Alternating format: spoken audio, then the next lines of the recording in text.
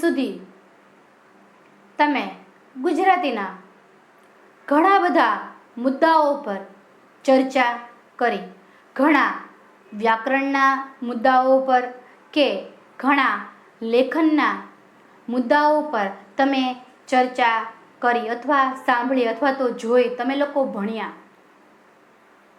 પણ આજ સુધીના ગુજરાતીમાં આજ સુધી એવું નથી બન્યું કે તમારે અમુક બાબત યાદ રાખીને અમુક બાબતથી તમે આગળ વધી શકો. જેમ કે તમારે સંસ્કૃત શીખવું હોય તો તમને એના અમુક રૂપો આવડતા હોવા જોઈએ.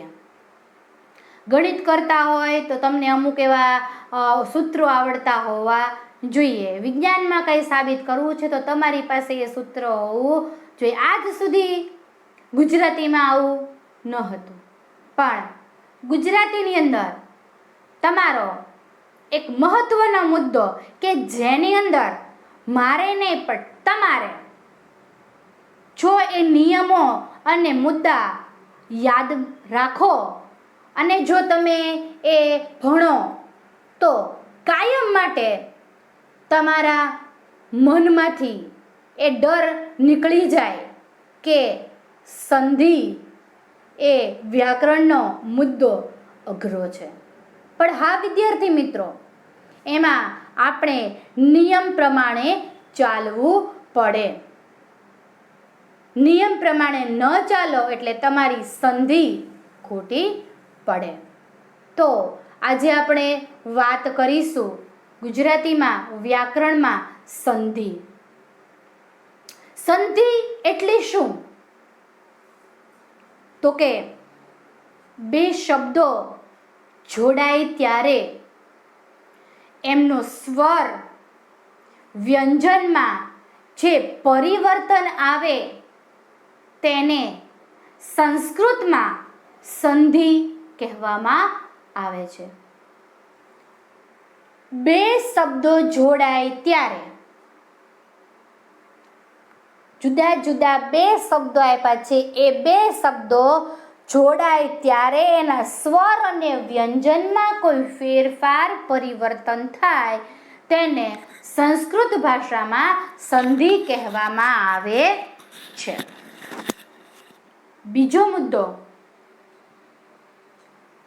બે શબ્દો પાસે આવે ત્યારે, કોઈ બે શબ્દ છે એ પાસે આવે ત્યારે પહેલા શબ્દનો છેલ્લો, આ પહેલા શબ્દનો છેલ્લો અને બીજા શબ્દનો પહેલો એટલે કે આનો એન્ડ અને આની શરૂઆત અક્ષરના ઉચ્ચારણ સંદર્ભે પરિવર્તન આવે એને સંધિ કહેવામાં આવે છે.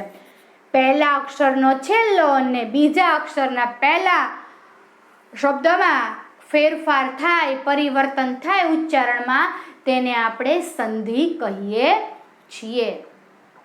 જેમ કે વિદ્યાર્થી, મેં એવો શબ્દ લીધો છે તો જુઓ, વિદ્યા વત્તા અર્થી, તો વિદ્યામાં દ્યા, વિદ્યા એટલે જો એનો પહેલા શબ્દનો છેલ્લો અક્ષર, પહેલા શબ્દનો છેલ્લો અક્ષર, અર્થી એટલે કે બીજા શબ્દનો પ્રથમ અક્ષર, આ બંનેમાં કઈ ફેરફાર થયો.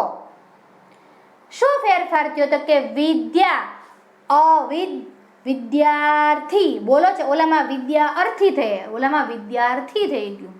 ઓલામાં શું હતું? વિદ્યાર્થી. આ તમે લખ્યું શું હતું? વિદ્યાર્થી. એટલે આ તમે જોડો ત્યારે પહેલા શબ્દનો છેલ્લો અને બીજા શબ્દના પહેલા વર્ણની અંદર કોઈ ફેરફાર થાય એને આપણે સંધિ કહીએ છીએ. ટૂંકમાં સંધિ એટલે જોડાણ. ચોથો મુદ્દો, સંસ્કૃત ભાષામાં સંધિના ચોક્કસ નિયમો છે. ગુજરાતી ભાષા સંસ્કૃતમાંથી ઉતરી આવેલી છે, તેથી એમાં ઘણા શબ્દો સંસ્કૃતમાંથી મૂળ રૂપે અથવા તો થોડુંક પરિવર્તન પામીને પ્રયોજાય છે. એ રીતે ગુજરાતીમાં સંધિની વ્યવસ્થા થોડી જુદી છે. હવે સંસ્કૃત ઉપરથી આપણને ખબર છે કે સંસ્કૃત ભાષામાંથી આપણી ગુજરાતી ભાષા ઉતરી આવી છે, એટલે ઘણા શબ્દો સંસ્કૃતમાંથી મૂળ રૂપે અથવા તો થોડું પરિવર્તન પામીને ગુજરાતીમાં આવે, એટલે એ સંધિની વ્યવસ્થા થોડીક અલગ છે, બરાબર, જુદી છે. સંસ્કૃતમાં સંધિના 3 પ્રકાર છે: સ્વર સંધિ, વ્યંજન સંધિ અને વિસર્ગ સંધિ. કેમ કે સંસ્કૃતમાં વિસર્ગ આખું અલગ જ છે. કોઈ વાતની અંદર, કોઈ લખાણ વિસર્ગ અવારનવાર, એટલે કે એની અંદર 3 ભાગ પાડ્યા છે સંસ્કૃત સંધિમાં, જ્યારે ગુજરાતીમાં વિસર્ગ સંધિને એવી રીતના અલગથી નથી. એટલે કે સંસ્કૃત સંધિમાં 3 પ્રકારની છે: સ્વર સંધિ, બીજું વ્યંજન સંધિ અને ત્રીજો વિસર્ગ સંધિ. છઠ્ઠો મુદ્દો, ગુજરાતીમાં તદ્ભવ શબ્દોમાં એક પદમાં 2 સ્વર સાથે આવે તો પણ સંધિ થતી નથી. ગુજરાતીમાં તમે તદ્ભવ શબ્દ લ્યો તો એક પદમાં 2 સ્વર સાથે આવે તો પણ સંધિ થતી નથી. જોઈએ આપણે ઉદાહરણ દ્વારા સમજીએ. ઘર વત્તા ઉપયોગી, તો આપણે ઘર ઉપયોગી એમ જ કહીએ છીએ. ઘરો ઉપયોગી એમ લખી નાખો છો ખરી? અને ઓ બરાબર ઓ થયો કરીને આપણે કોઈ નિયમ આપણી જાતે તારવી લઈએ છીએ ખરી? નહીં ને. એટલે આપણે ઘર ઉપયોગી એવું જ બોલીએ છીએ, ઘરોપયોગી બોલતા નથી. એટલે કે ગુજરાતી પ્રત્યયોમાં વિસર્ગ ન હોવાથી વિસર્ગ સંધિનો સમાવેશ વ્યંજન સંધિમાં જ થાય છે. મારે તમને સમજાવવાનું એટલું જ છે કે ગુજરાતી ભાષામાં પ્રત્યયોમાં વિસર્ગ ન હોવાથી આપણે વિસર્ગ સંધિને અલગથી લખશું નહીં. એ વિસર્ગ સંધિનો સમાવેશ આપણે શેમાં કરી નાખશું? વ્યંજન સંધિમાં. હા, હું તમને ચોક્કસ એ મુદ્દો આખો વિસર્ગ સંધિનો અલગથી પાડીશ, પણ એના 3 પ્રકાર નથી, માત્ર ને માત્ર 2 જ પ્રકાર છે. 7મા મુદ્દામાં લખ્યું જ છે. ગુજરાતીમાં સંધિના 2 પ્રકાર છે. પહેલું સ્વર સંધિ અને બીજું વ્યંજન સંધિ. સ્વર સંધિ સંધિથી જોડાતા કે પરિવર્તન પામતા. આપણો 8મો મુદ્દો છે કે સંધિથી જોડાતા કે પરિવર્તન પામતા બંને ધ્વનિઓ સ્વર હોય તો તે સ્વર સંધિ કહેવાય. જોડતા કે છૂટા પાડતા, આ પહેલા શબ્દનો છેલ્લો ને બીજા શબ્દનો પહેલો છે એ સ્વર હોય તો એને સ્વર સંધિ કહેવામાં આવે છે. 2 સ્વરો જોડાય તેને સ્વર સંધિ કહેવાય છે. આપણો મુદ્દો એ જોયો, એમાં લખ્યું છે ઉદાહરણ તરીકે 1 વત્તા અંત. તો જો તમે એક આપણે ઓલું શું કે ધ્વનિ શ્રેણી ભણી ચૂક્યા છીએ 9મા ધોરણમાં કે 8મા ધોરણમાં. તો જો એ વત્તા ક વત્તા અ, જો તો પહેલામાં શું છૂટું પડ્યું? અ છૂટો પડ્યો. જ્યારે બીજામાં શું છૂટું પડ્યું? એમાં અ. એટલે જો આ શબ્દને એકનો છેલ્લો તો કે અ અને અંતનો પહેલો તોય અ. તો એ નિયમ છે અ વત્તા અ બરાબર આ. આવ્યો ને નિયમ આપણો ગુજરાતીમાં નિયમ છે કે અહીંયા અહીંયાથી અતિ છૂટું પડતું ને અહીંયા અતિ છૂટું પડતું, એનો જવાબ આવી આમાં આવે. શું થાય જવાબ? તો એકાંત. તમે એવો જવાબ છે જો 1 વત્તા અંત, તો શું થઈ ગયું? અ પ્લસ બરાબર આ થઈ ગયું એકાંત. અનું શું થઈ ગયું? આ. જોઈએ આપણે વ્યંજન સંધિ. 9મો મુદ્દો છે વ્યંજન સંધિમાં વ્યંજન સાથે સ્વર જોડાય છે કે વ્યંજન સાથે વ્યંજન જોડાય તો તે વ્યંજન સંધિ કહેવાય છે. ખાસ ધ્યાન રાખજો, વ્યંજન સંધિમાં વ્યંજન સાથે સ્વર જોડાય કે વ્યંજન સાથે વ્યંજન જોડાય. જો વ્યંજન સાથે કાં તો સ્વર જોડાય ને કાં તો વ્યંજન સાથે વ્યંજન જોડાય તો તેને વ્યંજન સંધિ કહેવાય છે. જેમ કે સમ, એમાં માન, સમ વત્તા માન, સમ મ બરાબર ખોડો જ છે, અને આ બાજુ માં એટલે આ થયું બરાબર. તમે બંને ભેગું કર્યું તો શું થઈ ગયું? સન્માન. એટલે કે આમાં બંને છે એ શું છે? બંને વ્યંજન છે. એટલે તમે શું કર્યું? આમાં મ વ્યંજન છે ને આમાંય મ વ્યંજન છે. વ્યંજન વ્યંજનનું તમે ભેગું કરો તો એનો જવાબ તમને આમાં જ મળે, સન્માન. જેમ બીજું ઉદાહરણ છે, જો જગત વત્તા આધાર. તો જુઓ આમાં જગત વ્યંજન છે, જ્યારે આધારમાં અ આવ્યો, બરાબર. આપણે ઉપર જોયું હતું ને, કાં તો બંને વ્યંજન, કાં તો એક વ્યંજન એક સ્વર. તો જો આમાં એક વ્યંજન એક સ્વર છે, તો ન અને આ બાજુ સ્વર, એટલે વ્યંજન ને સ્વર ભેગા થયા તો જગતધાર, જગદાધાર એમ તમે લખી શકો. એટલે વ્યંજન સંધિમાં કાં તો બંને વ્યંજન અને કાં તો એક વ્યંજન અને એક સ્વર હોય છે. સંધિના નિયમો સમજવા સ્વરો અને વ્યંજનો આપણે જાણી લેવા જરૂરી છે. વાત બહુ સાચી છે. જ્યાં સુધી તમને સ્વર અને વ્યંજન શું, હું તમને ક્યારની તમને એમ થાય મેમ ક્યારના બોલે છે સ્વર ને વ્યંજન, સ્વર ને વ્યંજન, પણ જ્યાં સુધી તમને સ્વર અને વ્યંજન ન આવડે, ન સમજાય ત્યાં સુધી સંધિ ખોટી છે. ત્યાં સુધી તમે સંધિ સમજી શકો નહીં. તો જુઓ આપણા સ્વર છે ટોટલ 11. હવે આગળ આપણને કામ લાગવું છે એટલે આપણે મેં કોષ્ટક બનાવ્યું છે. આપણા સ્વર કેટલા છે? તો કે 11. એમાં આપણે જોઈએ રસ્વ અને દીર્ઘ. ઉપર મેં ત્રણેય જગ્યાએ લખ્યું છે સજાતીય, સજાતીય, સજાતીય, અને આ બાજુ લખ્યું છે સંયુક્ત. એટલે જુઓ અ રસ્વ સજાતીય, આ દીર્ઘ સ્વજાતીય, ઈ રસ્વ સજાતીય, ઈ દીર્ઘ સજાતીય, ઉ રસ્વ સજાતીય, ઉ દીર્ઘ સજાતીય, રૂ આપણને ખબર જ છે શેમાંય નહીં, સંયુક્ત યાને કે તમે વિજાતીય કયો છો એમાં એ, ઐ, ઓ, ઔ, બરાબર. એ ટોટલ આપણા 11 સ્વરો છે. અ, આ, ઈ, ઉ, રૂ, એ, ઐ, ઓ અને ઔ. એ જ રીતે આપણા વ્યંજન છે 34. એમાંથી 13 કઠોર અને 21 મૃદુ છે. જોઈએ આપણે એમાં તે આખું વર્ગ, એમાં લખ્યું છે વર્ગ, કઠોર, મૃદુ અને અનુનાસિક.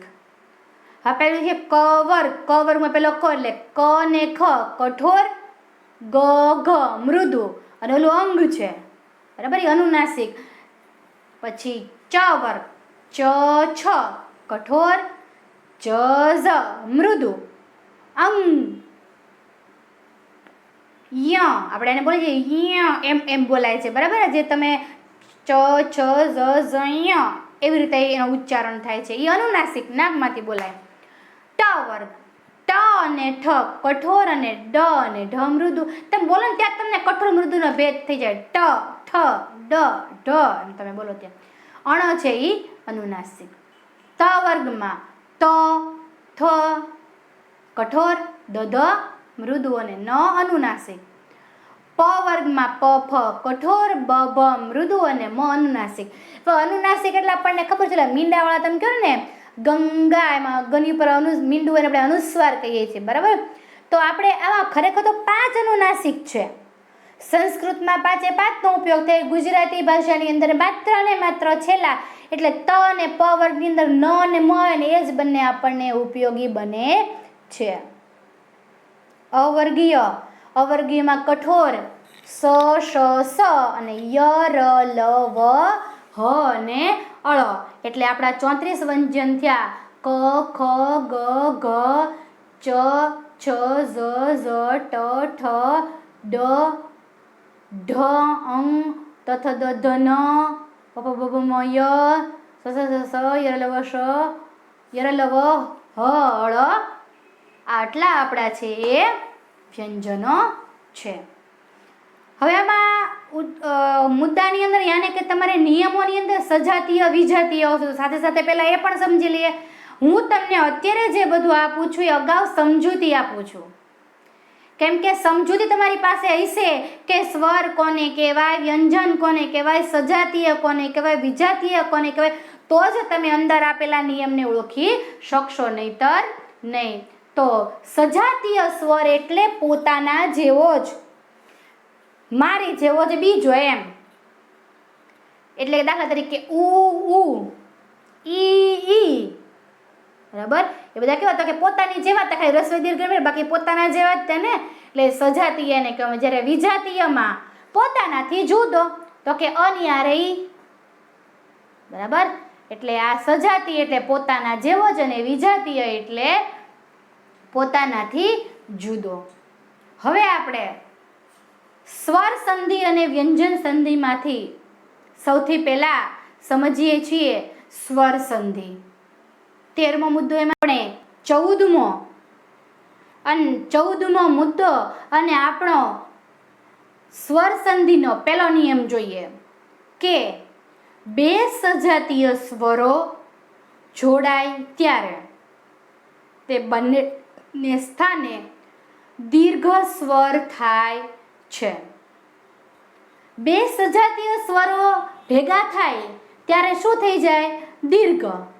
આપણે એનો પહેલો નિયમ જોઈએ. એમાંય નિયમ છે કેટલા? તો કે ઘણા છે. એમાં આપણે આમાં પહેલો નિયમ, આ નિયમ આમ યાદ રાખવો છે કે બે સજાતીય સ્વરો જોડાય ત્યારે તે બંનેને સ્થાને દીર્ઘ સ્વર થાય છે. એમાં પહેલું જોઈએ અ વત્તા અ બરાબર આ, યાને કે પહેલા શબ્દનો છેલ્લો અને બીજા શબ્દનો પહેલો અ આવતો જવાબ આમાં આવશે.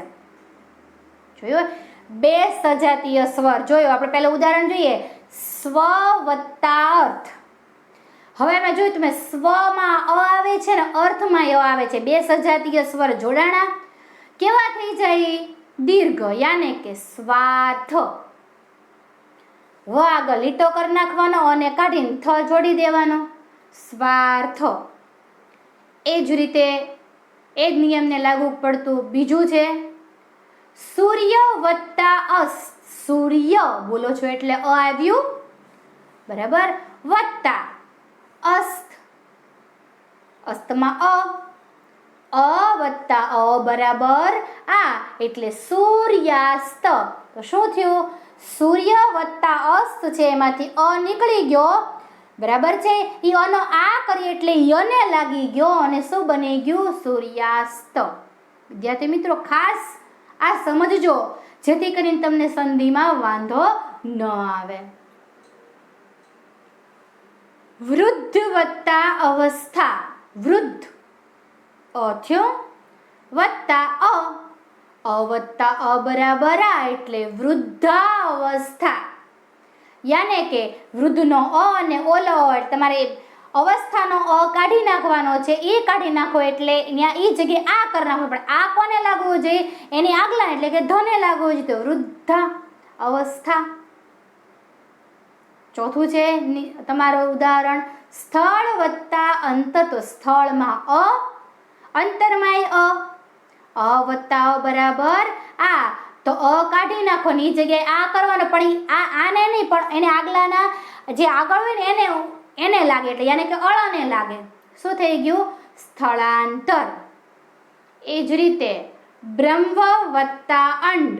તો બ્રહ્મ અ વત્તા અંડમાં અ વત્તા અ બરાબર આ બ્રહ્માંડ.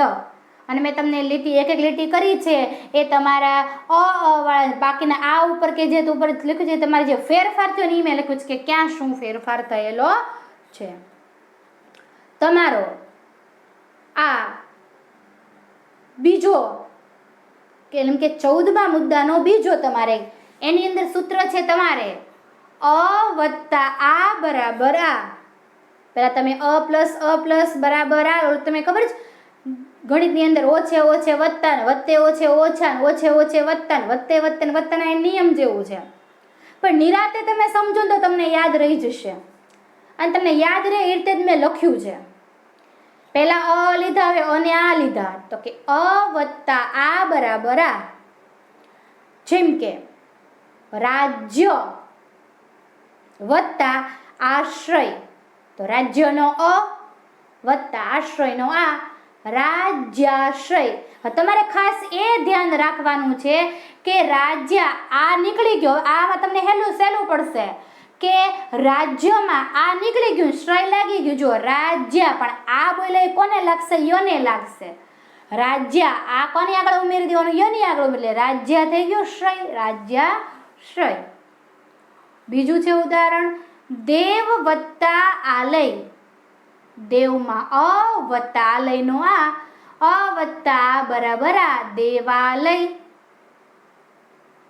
ત્યાર પછીનું છે ત્રીજું, વાત વત્તા આવરણ. તો વાત એમાં આવરણનો અ વત્તા આ બરાબર આ, વાતાવરણ. તનું તા થઈ ગયું ને વરણ, વાતાવરણ. વિવેક વત્તા આનંદ. વિવેક અ વત્તા આ બરાબર, અ વત્તા આ બરાબર આ, તો કે વિવેક વત્તા આનંદ, વિવેકાનંદ. શું થયું? વિવેક એમને એમ રહ્યું, આ નીકળી ગયો, એ આ કોને લાગ્યો એટલે કા થઈ ગયું ને નંદ, વિવેકાનંદ. મિત્ર વત્તા આચાર. મિત્રનો આચારનો અ વત્તા આ બરાબર આ, મિત્રનું એમને એમ રહ્યું, આ નીકળી ગયો, એ આ ત્રાને લાગ્યો ને મિત્રાચાર. હવે જોઈએ આ વત્તા અ, તો આ વત્તા અ બરાબર આ, વિદ્યા વત્તા અર્થી. વિદ્યામાં આ, અર્થીમાં અ, વિદ્યાર્થી.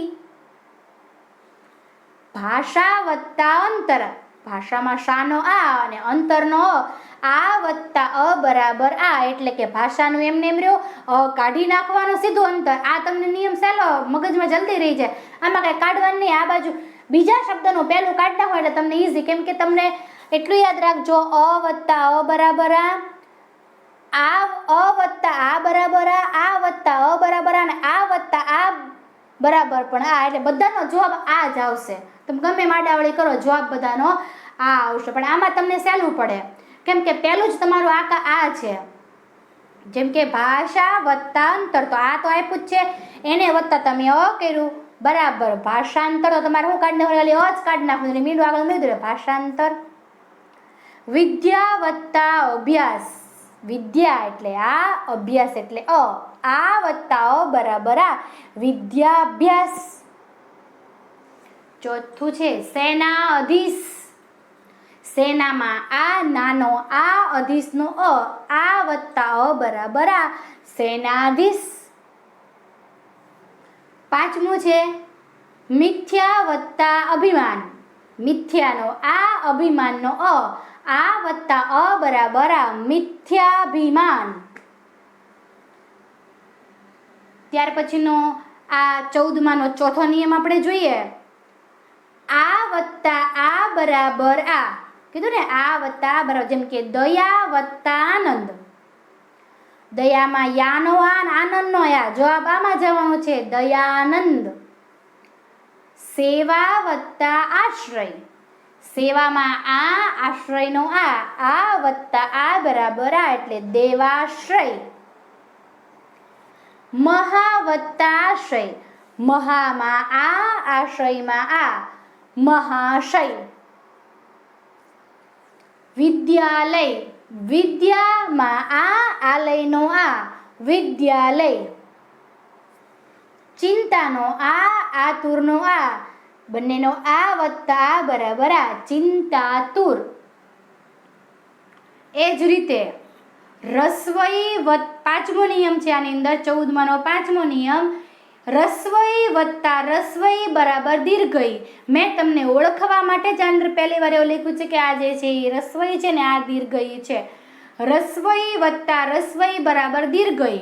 હવે તમે રસ્વ રસ્વ દીર્ઘ, રસ્વ દીર્ઘ દીર્ઘ, દીર્ઘ રસ્વ રસ દીર્ઘ, દીર્ઘ દીર્ઘ દીર્ઘ, તમે ગમે એની યાર ગમે કરશો, જવાબ બધો દીર્ઘમાં જ આવશે. ઓલા અમાં યાદ રાખવાનું, બધો જવાબ આમાં જ આવશે, ઈમાં બધી દીર્ઘ ઈ જ આવશે. જોઈએ કવિ વત્તા ઇન્દ્ર. કવિમાં ઈ વત્તા ઇન્દ્રનો ઈ, રસવઈ વત્તા રસવઈ બરાબર દીર્ઘઈ થઈ ગયો દીર્ઘ. કવિન્દ્રમાં વી કેવો થઈ ગયો? દીર્ઘ. બરાબર, આ કવિમાં વી કેવો હતો? રસ્વ, આમાં કેવો થઈ ગયો? દીર્ઘ. બીજું ઉદાહરણ છે હરિ વત્તા ઈચ્છા. હરિમાં રી રસ્વ છે, ઈચ્છામાં ઈ રસ્વ છે. હવે ઈ બંને રસ્વ ઈને ભેગી કરો દીર્ઘ બની ગઈ એટલે હરિમાં રી કેવો થઈ ગયો? દીર્ઘ થઈ ગયો. એ જ રીતે રવિન્દ્ર, રવિમાં વી રસ્વ છે ને ઈ રસ્વ છે, પણ જવાબમાં ઈ વત્તા ઈ બરાબર ઈ દીર્ઘ કરવાય છે જવાબમાં, એટલે વી રસ્વ તો એ કેવો થઈ ગયો? દીર્ઘ થઈ ગયો. 14માંનો છઠ્ઠો નિયમ, ઈ વત્તા ઈ, જો રસ્વ ઈ વત્તા દીર્ઘ ઈ બરાબર દીર્ઘ, યાને કે એક ઈ રસ્વ છે, બીજી દીર્ઘ છે, એનો જવાબ શેમાં આવશે? દીર્ઘમાં જ આવશે. યાને કે પરીમાં ઈ રસ્વ વત્તા ઈક્ષામાં ઈ દીર્ઘ, રસ્વ વત્તા દીર્ઘ બરાબર દીર્ઘ, તો પરીમાં રી રસ્વ તો કેવો થઈ ગયો? દીર્ઘ. બીજું જોઈએ, કવિશ્વર, કવિમાં વી રસ્વ, ઈશ્વરમાં ઈ દીર્ઘ, રસ્વ વત્તા દીર્ઘ બરાબર દીર્ઘ, તો કવિનો વી રસ્વ તો કેવો થઈ ગયો? દીર્ઘ. ત્રીજું જોઈએ, શુલપાણીશ્વર, પાણીમાં અણી કેવો છે? રસ્વ, ઈશ્વરનો ઈ કેવો છે? દીર્ઘ, રસ્વ વત્તા દીર્ઘ બરાબર દીર્ઘ, તો પાણી શુલ પાણીમાં અણી જવાબમાં જતા ઈ કેવો થઈ ગયો? દીર્ઘ. 14મા મુદ્દામાં જ આપણે 7મું સમજીએ. ઈ વત્તા ઈ, યાને કે દીર્ઘ ઈ વત્તા રસ્વ ઈ બરાબર દીર્ઘ ઈ. દેવી, વી છે કેવું છે? દીર્ઘ, ઈચ્છામાં ઈ કેવું છે? રસ્વ, જવાબમાં સરખું જ થશે, દેવી ઈચ્છા, ઈ કાઢ નાખો, દેવી ઈચ્છા. યોગી વત્તા ઇન્દ્ર, યોગીમાં ગી દીર્ઘ છે ને ઇન્દ્રમાં ઈ રસ્વ છે, બરાબર. યોગીન્દ્ર, ગી કેવો થઈ ગયો? દીર્ઘ. એ જ રીતે દીર્ઘ વત્તા દીર્ઘ બરાબર દીર્ઘ, ત્રણેય દીર્ઘ દીર્ઘ જ છે. રજની, દીર્ઘ વત્તા ઈશ દીર્ઘ, દીર્ઘ વત્તા દીર્ઘ બરાબર દીર્ઘ, રજનીશ. શ્રી વત્તા ઈશ, શ્રીશ, બંને ત્રણે દીર્ઘ દીર્ઘ જ થશે. ગૌરી, દીર્ઘ, ઈશ્વરમાં ઈ દીર્ઘ, ગૌરીશ્વર. અવની વત્તા ઈશ, અવનીશ. આ હતા અ ને ઈના. હવે આપણે જોઈએ છીએ ઉના નિયમો, યાને કે 14માં આપણો 9મો મુદ્દો, યાને કે ઉ વાળો. રસ્વ ઉ વત્તા રસ્વ ઉ બરાબર દીર્ઘ ઉ, યાને કે સુક્તિ, જો તમે સુ રસ્વ છે, ઉક્તિમાં ઉઈ રસ્વ છે, તો ઉ વત્તા ઉ બરાબર દીર્ઘ ઉ. સુક્તિમાં જે તમે કર્યો એ શું કેવો કર્યો? જો એ દીર્ઘ થઈ ગયો, બરાબર. ગુરુ વત્તા ઉત્તર, ગુરુ વત્તા ઉત્તર, ગુરુનો રૂ રસ્વ, ઉત્તરમાં ઉ રસ્વ, બંને રસ્વ છે, પણ તોય જવાબ રૂ કેવો થઈ ગયો? દીર્ઘ થઈ ગયો. આમાં ત્રીજું ઉદાહરણ છે ભાનુ વત્તા ઉદય, ભાનુમાં ઉ રસ્વ, ઉદયમાં ઉ રસ્વ, ઉ વત્તા ઉ બરાબર દીર્ઘ ઉ, તો જો ભાનુ જવાબમાં જે નું લખ્યો છે કેવો થઈ ગયેલો છે? દીર્ઘ. એ જ રીતે ગુરુ વત્તા ઉપસદન, ગુરુનો રૂ રસ્વ અને ઉપસદનનો ઉ રસ્વ, તો રસ્વ વત્તા રસ્વ ઉ બરાબર દીર્ઘ ઉ, તો ગુરુ પસદન, રૂ કેવો થઈ ગયો? દીર્ઘ. હવે આપણે વાત કરીએ છીએ 14માં 10મા મુદ્દાની.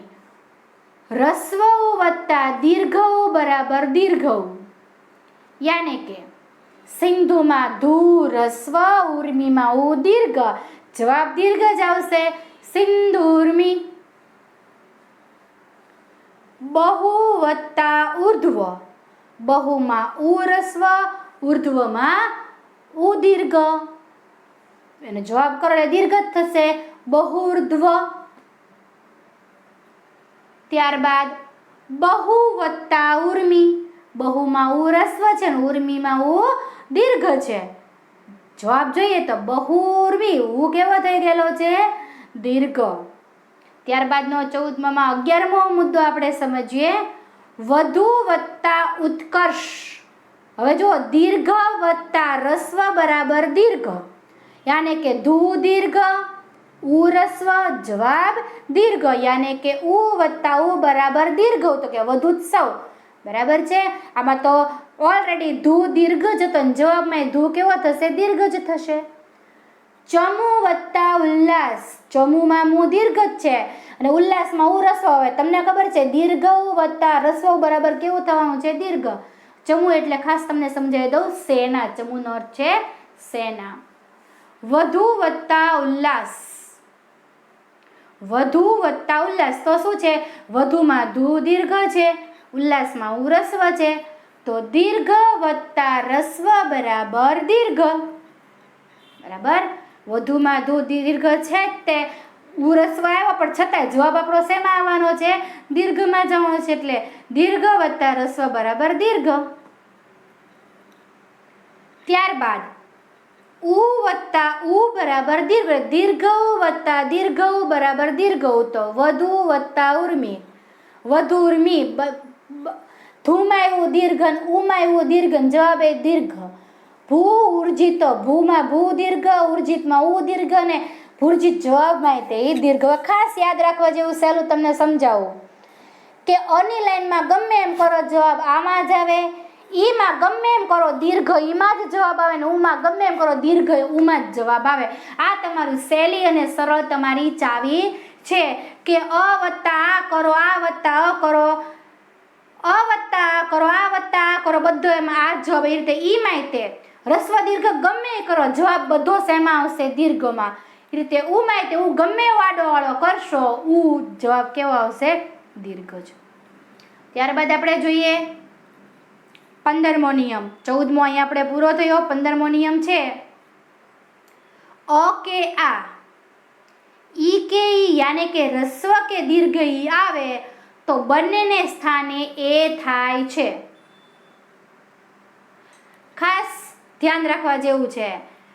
આ અ કે આ હોય અને એની સામે ઈ રસ્વ હોય કે દીર્ઘ હોય, જવાબ શેમાં આવવાનો છે? તમારે જવાબ તમારે આવવાનો છે એમાં. જોઈએ આપણે ઉદાહરણ દ્વારા વધુ સમજ તમને પડશે. જુઓ તમે, અ કે આ યાને કે અ લીધો આપણે, એની યારે હું મૂક્યું? રસ્વ ઈ મૂકી, અ વત્તા ઈ બરાબર જવાબ શેમાં આવશે? એમાં. તો જુઓ, માનવમાં અ, ઇન્દ્રમાં ઈ, અ વત્તા અ બરાબર એ, માનવેન્દ્ર. ઉપ વત્તા ઇન્દ્ર, ઉપમાં પ, અ થયો વત્તા ઇન્દ્રમાં ઈ, રસ્વ, અ વત્તા ઈ બરાબર એ, તો ઉપેન્દ્ર. દેવ વત્તા ઇન્દ્ર, દેવમાં વ એટલે અ વત્તા ઇન્દ્રનો ઈ, એટલે રસ્વ ઓલા પણ અ વત્તા રસ્વ ઈ બરાબર એ, એટલે દેવેન્દ્ર. ગજ વત્તા ઇન્દ્ર, ગજ વત્તા જનો અ વત્તા ઇન્દ્રમાં રસ્વ ઈ બરાબર ગજેન્દ્ર. એ જ રીતે ઈશ્વર વત્તા ઈચ્છા, ઈશ્વર ઈચ્છા, એટલે કે તમે લોકોએ જોયું કે અ વત્તા ઈ આવ્યું, જવાબ એમાં આવ્યો. અની સાથે તમે રસ્વ ઈ મૂક્યો, જવાબ એમાં આવ્યો. એ જ રીતે રસ્વ સાથે તમે દીર્ઘ ઈ મૂકશો તો જવાબ એમાં જ આવશે. અની સાથે તમે રસ્વ ઈ મૂકો કે દીર્ઘ ઈ મૂકો, એ જ રીતે આની સાથે રસ્વ ઈ મૂકો કે આની સાથે દીર્ઘ ઈ મૂકો, જવાબ એ જ આવશે. પરમ વત્તા ઈશ્વર, પરમમાં અ વત્તા દીર્ઘ ઈ બરાબર એ, પરમેશ્વર, અ વત્તા ઈ બરાબર એ, પરમેશ્વર. માનવ વત્તા ઈશ, માનવમાં વ અને ઈશમાં ઈ, અ વત્તા ઈ બરાબર એ, જો માનવેશ. ગણ વત્તા ઈશ, ગણમાં અ વત્તા ઈશમાં ઈ, દીર્ઘ ઈ જ છે, ગણેશ. જયમાં અ વત્તા ઈશ, અ વત્તા ઈ બરાબર એ, એટલે જયેશ. યોગ વત્તા ઈશ, યોગનો અ, ઈશનો ઈ, યોગેશ. એ જ રીતે આપણે જોઈએ આ વત્તા ઈ બરાબર એ. હવે આપણે પહેલા અમાં રસવઈ લીધી અને અમાં દીર્ઘઈ લીધી. 2 નિયમ પૂરા થયા. ત્રીજો નિયમ છે આની હારે તમે રસવઈ લીધું છે. તો જો યથા એટલે આ, ઈષ્ટનો ઈ રસ્વ છે. આ વત્તા ઈ બરાબર એ, યથેષ્ટ. કલા વત્તા ઇન્દુ, લા આ વત્તા ઇન્દીનો ઈ, આ વત્તા ઈ બરાબર એ, કલેન્દુ. મહા વત્તા ઇન્દ્ર, મહાનો આ, ઇન્દ્રનો ઈ બરાબર મહેન્દ્ર. હવે આની સાથે રસવઈ લીધી. હવે જુઓ તમે આની સાથે દીર્ઘઈ લઈએ છીએ તો એ જવાબ શેમાં આવશે? દીર્ઘમાં જ આવશે. મહા વત્તા ઈશ, આ વત્તા ઈ બરાબર એ, મહેશ. રમા વત્તા ઈશ, રમાનમાં આ, ઈશનો દીર્ઘઈ બરાબર એટલે રમેશ. મહા વત્તા ઈશ્વર એટલે આ વત્તા ઈ બરાબર એટલે મહેશ્વર. આપણા 15 નિયમ ની અંદર આપણે અ આ ઈ ઉ ના નિયમ આપણે લોકોએ જોયા અને ત્યારબાદ આપણે એનો નિયમ શીખ્યા કે તમે અ કે આની સાથે સમજો, અ કે આની સાથે રસવઈ કે દીર્ઘઈ મૂકો, જવાબ એ બને. બરાબર છે. ત્યારબાદ આપણે શીખીએ છીએ અ કે આ પછી ઉ કે ઉ આવે તો બંને ને સ્થાને ઓ થાય. હવે તમે અની સાથે રસ્વ ઉ લગાડો કે અની સાથે દીર્ઘ ઉ લગાડો, આની સાથે રસ્વ ઉ લગાડો કે આની સાથે દીર્ઘ ઉ લગાડો, જવાબ ઓ જ આવશે. આ ચારેય નિયમ બનશે. આપણે જોઈએ સૂર્ય વત્તા ઉદય, અ વત્તા ઉ બરાબર ઓ, સૂર્યોદય. સૂર્યમાં શું થઈ જાય? ઉ નીકળી જાય ને યો ઓ થઈ જાય, સૂર્યોદય. વન વત્તા ઉત્સવ, ન નો અ, ઉત્સવનો ઉ, અ વત્તા ઉ બરાબર ઓ, વનોત્સવ. પ્રસંગ વત્તા ઉચિત, અ વત્તા રસ્વ ઉ બરાબર ઓ, પ્રસંગોચિત. ચંદ્રનો અ, ઉદયનો ઉ, અ વત્તા રસ્વ ઉ બરાબર ઓ, ચંદ્રોદય.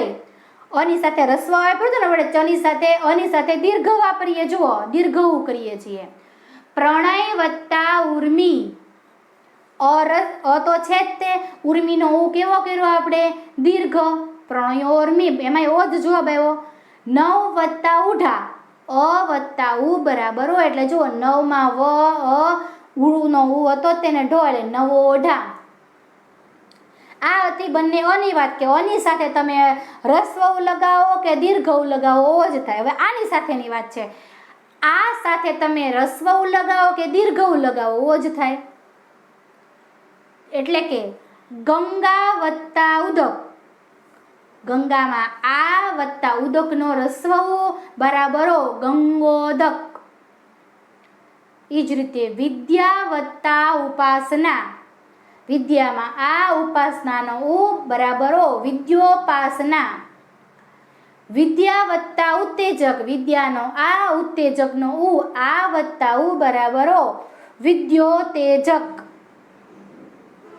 એ જ રીતે આની સાથે આપણે દીર્ઘ ઉ લગાવીએ તો મહા વત્તા ઉર્મી, આ વત્તા દીર્ઘ ઉ બરાબર ઓ,